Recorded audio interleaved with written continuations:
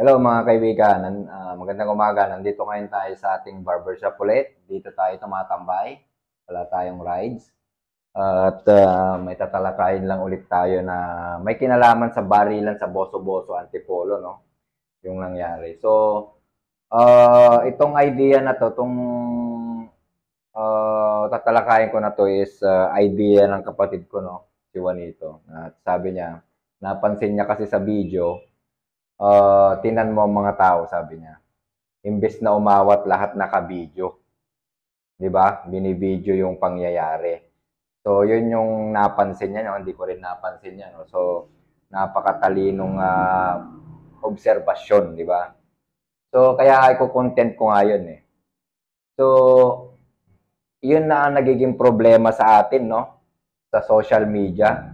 Imbes na tumulong muna tayong una, kinukuhanan muna natin ng content yung pangyayari kasi kikita, magiging viral. So, nagiging first motive na yung motive, yung pera. O yun na yung unang nangungunang dahilan kung bakit kailangan natin kumuha ng content bago tayo tumulong. No? So, binubugbog na yung tao, lahat naka-video. Pati rin yung, siguro yung asawa rin ng binubugbog yung isa, no? Nagbibideo rin, lahat na nagbibideo. Ang hindi lang nagbibideo, yung naggugulpihan, yung nagbubugbogan. So, yun yung malungkot na katotohanan na ngayon, no? Sa social media, sa kalayaan binigay sa atin ng social media, no? Yung tools, internet, cellphone, lahat-lahat yan binigay sa atin. Pero parang nagagamit natin sa hindi na magandang paraan. Kasi nagkaroon tayo ng mga tools na ganyan, lahat tayo naging journalist eh.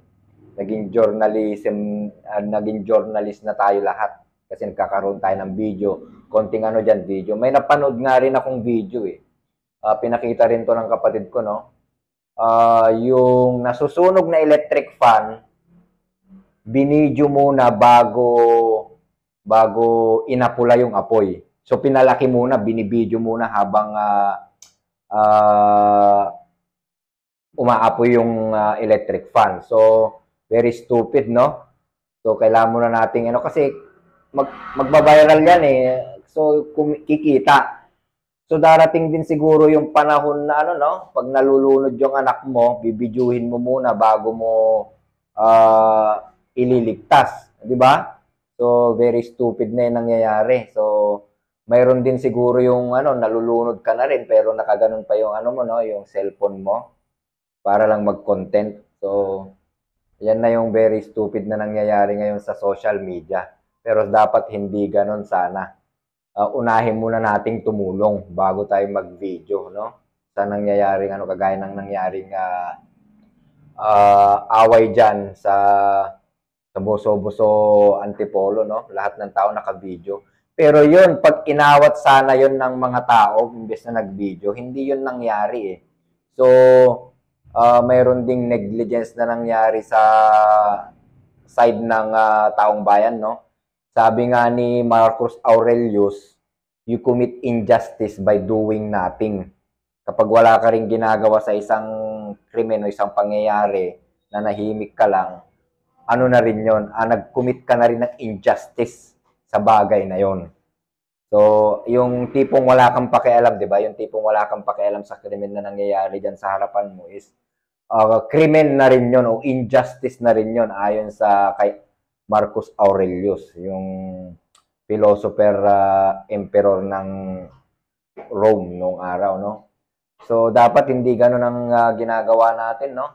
Huwag muna, i-content muna natin ang isang pangyayari bago tayo tumulong, bago nating apulahin yung nangyayari, no? So, that's very stupid na nangyayari. So, sana mabago yung ganyan, no?